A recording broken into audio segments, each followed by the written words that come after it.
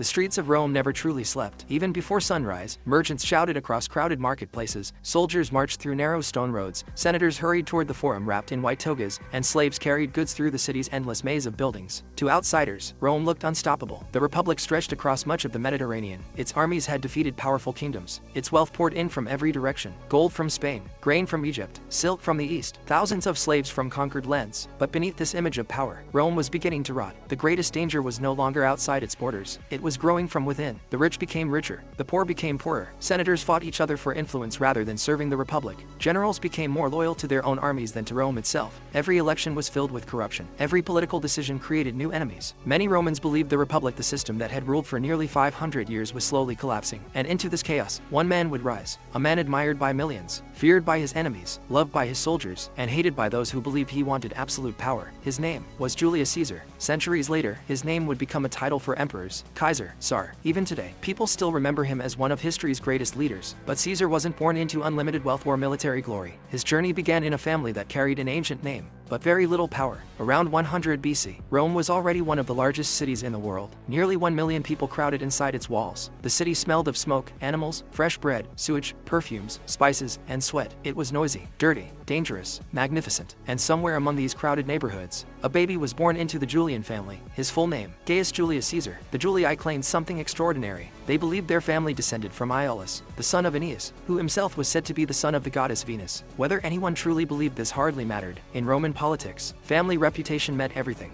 Having a famous ancestry could open doors long before a person proved themselves. Yet despite this noble bloodline, Caesar's family wasn't among Rome's richest. They belonged to the old aristocracy, but lacked the enormous fortunes enjoyed by Rome's most powerful senators. This meant Caesar grew up with something unusual. He possessed noble status, but also understood what it meant to live without overwhelming political influence. It would shape the way he viewed Rome for the rest of his life. From childhood, Caesar received the education expected of Roman nobles. He learned reading, writing, public speaking, history, law, military traditions, and perhaps most importantly, the art of persuasion. Romans believed words could be just as powerful as swords. A skilled speaker could control crowds, win elections, convince armies, or destroy enemies without drawing a weapon. Young Caesar quickly showed remarkable intelligence. He remembered names, he absorbed information rapidly. He loved stories about Alexander the Great, the Macedonian king who conquered much of the known world before the age of 30. According to later writers, Caesar often dreamed of achieving even greater glory. Whether those stories are completely true, we cannot know, but one thing is certain: he never wanted an ordinary life. As Caesar entered adulthood, Rome itself was entering one of its darkest periods. Civil war erupted. Two powerful leaders struggled for control: Gaius Marius, a famous military commander,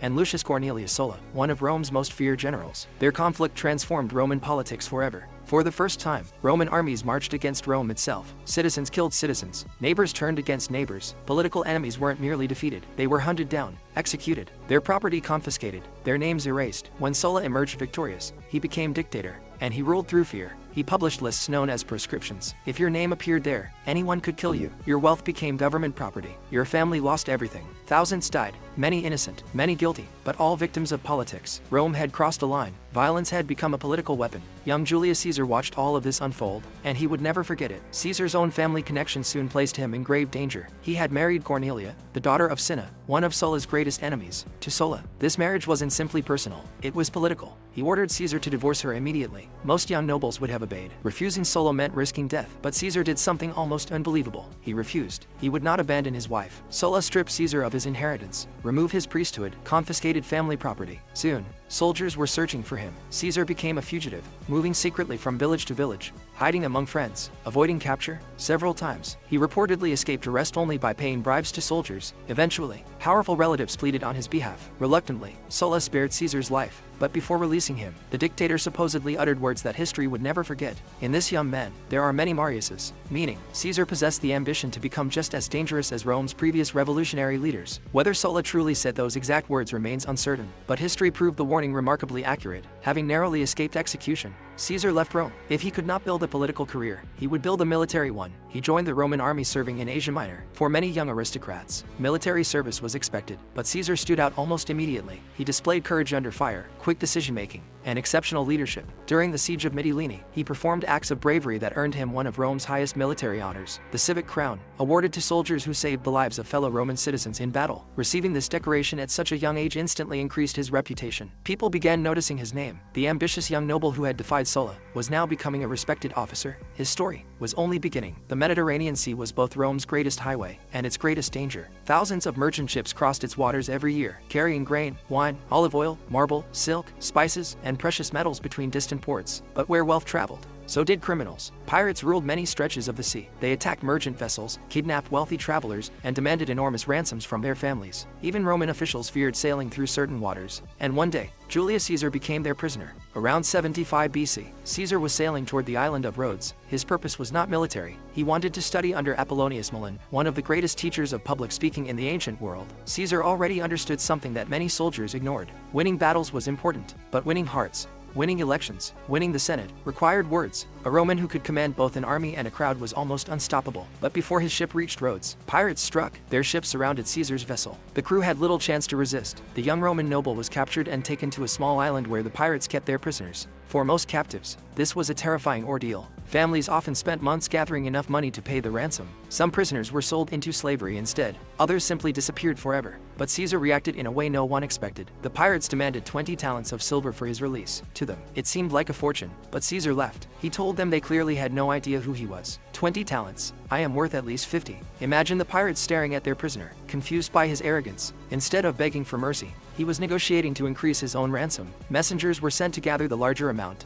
While waiting, Caesar remained with the pirates for nearly 40 days. Yet he refused to behave like a captive. He walked among them as though he were their commander. He gave speeches, read poetry aloud, ordered them to be quiet whenever he wanted to sleep. If they laughed at his writing, he called them uncivilized barbarians. Some pirates found him amusing. Others found him unbearable, but all of them underestimated him. Caesar often joked with his captors. At least, they believed he was joking. Again and again he warned them, "When I am free, I will come back, and I will crucify every one of you." The pirates laughed. Who wouldn't? Their prisoner had no army, no ships, no power, just confidence. They treated him almost like an unusual guest rather than a hostage. They allowed him to exercise, to hunt, to participate in games, to speak freely, never realizing that Caesar meant every word. Eventually, the ransom arrived, 50 talents of silver. Caesar was released exactly as promised. Most people would have sailed directly to Rome, grateful simply to be alive. Caesar did something else entirely. He gathered ships, raised a small force, tracked down the pirates, attacked their base, captured nearly all of them, recovered much of the ransom money. Then he brought the prisoners before the Roman governor. Caesar expected justice. Instead, the governor delayed, perhaps hoping to sell the pirates into slavery for profit. Caesar refused to wait. He took matters into his own hands. The pirates who had once laughed at his threats were crucified. According to several ancient sources, Caesar ordered their throats cut before they died, a small act of mercy to shorten their suffering.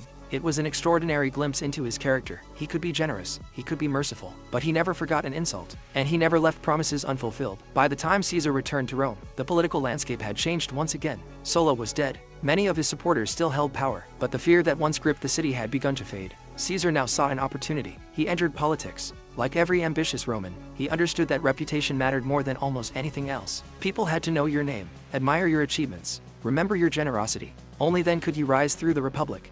Caesar mastered this better than anyone. He gave magnificent public speeches, visited ordinary neighborhoods, spoke kindly with common citizens. He remembered names, shook hands, listened to complaints. Many aristocrats considered such behavior beneath them. Caesar saw it differently. The people were Rome's greatest political force. Win the people, and eventually, you could challenge the Senate itself. But popularity was expensive, very expensive. Roman politicians were expected to sponsor festivals, organize public games, repair temples, provide lavish entertainment. The larger the spectacle, the greater the applause. Caesar spent money as though he possessed endless wealth. The problem, he didn't. He borrowed enormous sums from wealthy lenders. By some estimates, his debts reached levels almost unimaginable. Friends warned him to slow down. Enemies mocked his recklessness. But Caesar believed something few others dared to imagine. Power would come first. Money could be repaid later. One man became especially important during this period: Marcus Licinius Crassus, the richest man in Rome. His fortune was legendary. He owned mines, land, businesses, thousands of slaves. If something in Rome could make money, Crassus probably owned part of it. He saw potential in Caesar. Whenever Caesar needed financial support, Crassus often provided it, not out of charity, but because investing in Caesar might one day bring enormous political rewards. This alliance would become one of the foundations of Caesar's rise. Money, popularity, ambition. The pieces were beginning to fall into place. Caesar continued climbing Rome's political ladder. Each office brought greater prestige, greater influence, greater visibility. He served as a military officer, then as a government official. Later, he became aedile, one of the magistrates responsible for public festivals and buildings. This role gave Caesar the perfect stage. He organized games unlike anything Rome had seen in years: massive gladiator contests, lavish celebrations, public feasts, colorful processions through the streets. The crowds loved him. Ordinary Romans cheered whenever his name was mentioned, but every celebration came at a cost. His debts grew even larger. Many senators whispered that Caesar would eventually destroy himself financially. Instead, his popularity continued to grow. Because Caesar understood a timeless political truth, people rarely remembered how much a leader spent. They remembered how that leader made them feel. Among the Roman elite, opinions about Caesar became deeply divided. To the common people, he was generous, charismatic, approachable, a rising star. To many senators, he was dangerous, too ambitious, too popular, too unpredictable. Some believe he genuinely wanted to help Rome. Others feared he wanted to rule it. No one yet realized just how close those fears were to becoming reality, because in the coming years, Caesar would meet two men, one famous for unimaginable wealth, the other, the greatest general of his generation. Together, they would form an alliance that would change Roman history forever. Rome had always feared one thing above all else: the return of kings. Nearly 5 centuries earlier, the Romans had overthrown their last monarch and sworn that no single man would ever rule them again. From that moment on, the Republic became the heart of Roman identity. Power was supposed to be shared. 2 consuls governed together. The Senate debated every major decision. Magistrates served limited terms. At least, that was the ideal. In reality, power belonged to those who could gather the most allies. And in the middle of the 1st century BC, no one had enough power to control Rome alone. But 3 men together might be unstoppable. The first was Marcus Licinius Crassus, already the richest man in Rome. His wealth was almost impossible to imagine. He owned entire neighborhoods, silver mines, farms, businesses, even fire brigades. Legend says that when buildings caught fire in Rome, Crassus would arrive with his firefighters, but instead of putting out the flames immediately,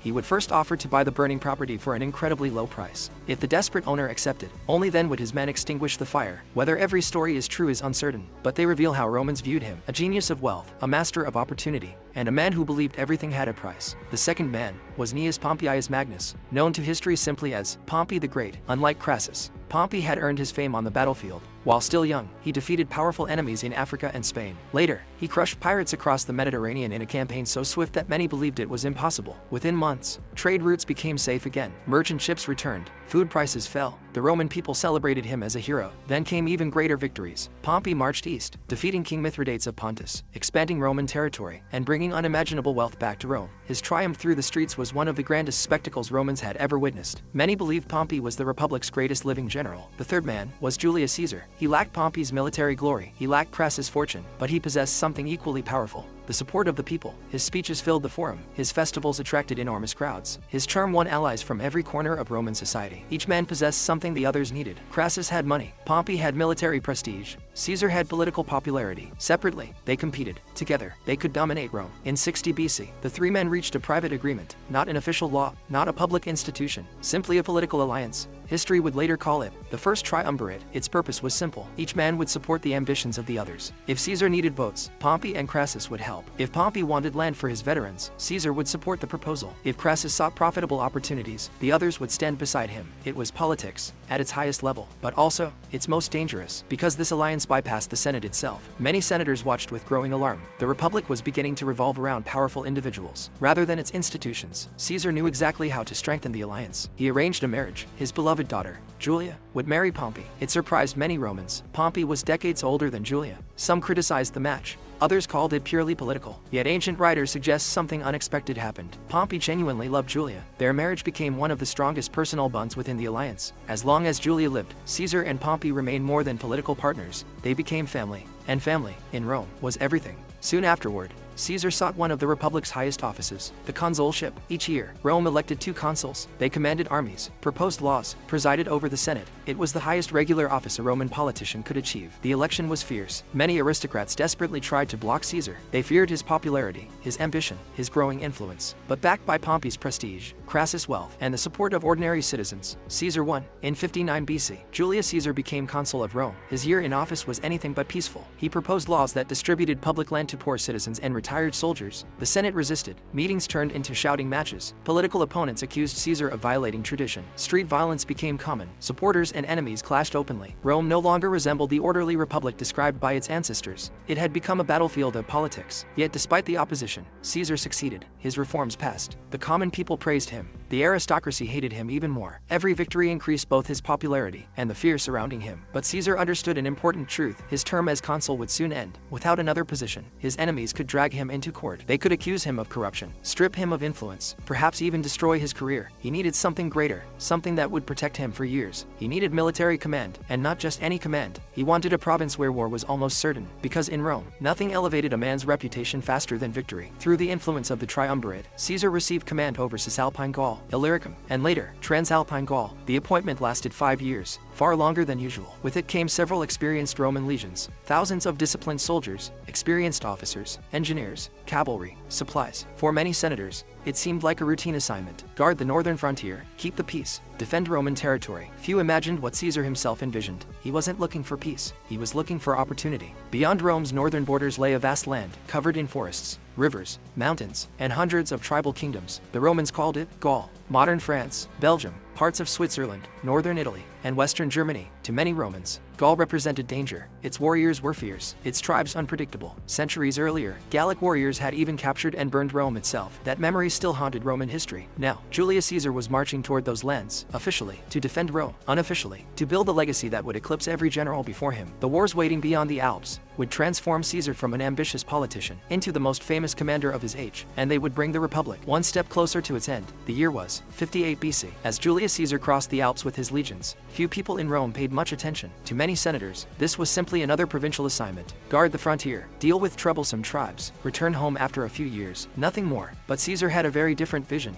He understood something that every great Roman politician knew. Victory created legends, and legends won power. The land ahead was unlike anything most Roman soldiers had seen. Dense forests stretched for hundreds of miles. Cold rivers cut through deep valleys. Mist covered the mountains every morning. Hundreds of Celtic tribes lived across these lands. Some traded peacefully with Rome. Others fought constantly among themselves. Many had never accepted Roman authority. Each tribe had its own chiefs, its own customs, its own warriors, yet they all shared one thing: a fierce determination to remain free. The Romans called the entire region Gaul. Almost immediately, Caesar found the opportunity he had been waiting for. A powerful tribe known as the Helvetii decided to abandon their homeland. Tens of thousands of men, women, and children began migrating westward. The movement threatened Roman territories. Caesar declared that Rome could not allow such a massive migration. Whether the danger was truly as great as he claimed, historians still debate, but Caesar acted swiftly. He ordered bridges destroyed, fortifications built, legions assembled. Then he marched. The campaign was fast, brutal, and decisive. After a series of battles, the Helvetii were defeated. Those who survived were ordered to return to their original lands. Rome celebrated. Caesar had won his first great victory in Gaul, but the war was far from over. Every victory brought new enemies. Soon,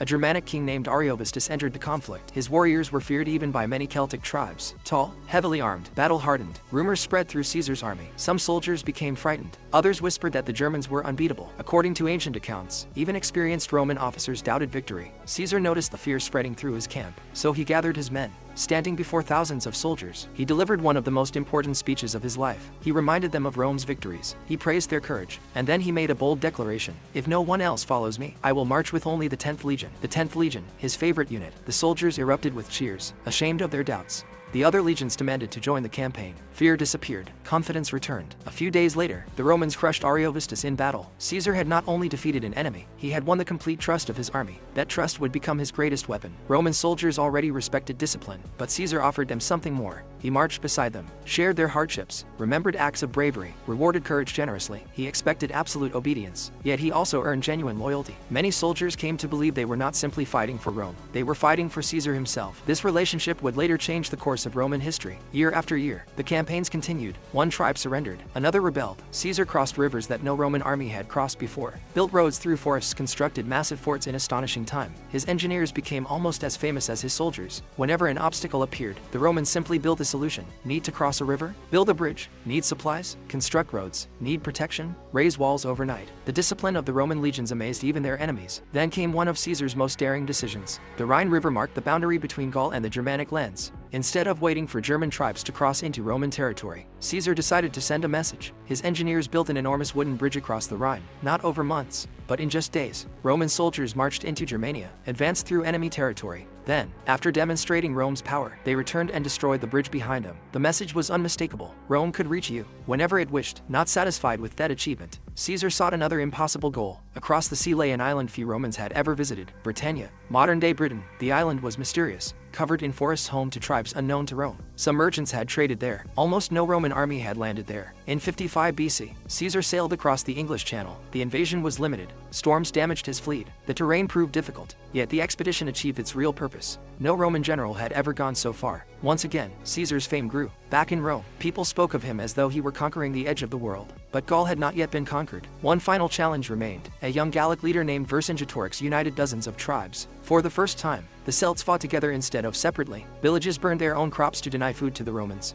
Supply lines came under attack. Roman victories became harder to achieve. The greatest war of Caesar's career had begun. It would test everything he had built, his leadership, his army, his ambition. And in the next episode, we will witness one of history's greatest military campaigns, the Siege of Alesia, a battle where Caesar stood on the edge of total defeat, yet achieved one of the most astonishing victories the ancient world had ever seen. That victory would make him the undisputed hero of Rome, but it would also make him something else, a man too powerful for the Republic to control. And soon, his greatest battle would no longer be against foreign tribes, it would be against Rome itself.